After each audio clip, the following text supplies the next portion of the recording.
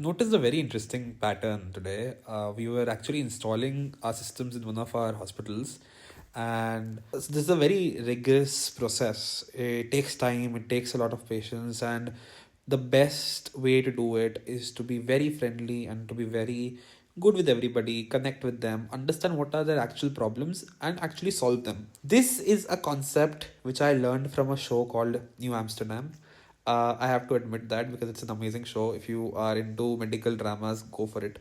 And so the lead character of the show always had this attitude of, never saying no and always looking at things from an out of the box kind of an approach. So I try to have that approach with my own team inside. And whenever I go into installing a software in any hospital, I love to keep that approach because these people, they have real problems, and if we're solving these problems, we need to actually understand them better, even as people. Essentially, every system is built of people, and people are just like you and me. So when you're going to client, there's usually this stigma that there's a boundary between a client and a vendor. I don't like doing that. I cannot have that boundary between a vendor and a client when I'm managing their entire healthcare system. So what I in place love to do is I actually connect with them.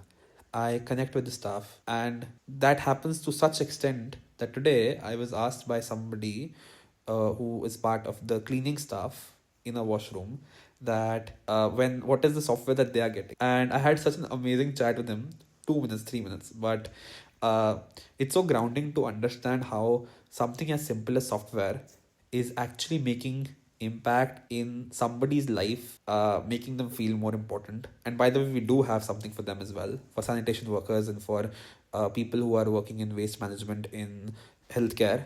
We're also working for them. So it's very interesting how you're able to bring smiles to their faces by the thought of the fact that they're going to have something new in their job, some newness, some change. And deep down, honestly, everybody is looking for that change. They're only resistant because change is hard. But once the change actually happens, they're more than happy. I've seen only positive remarks after transition.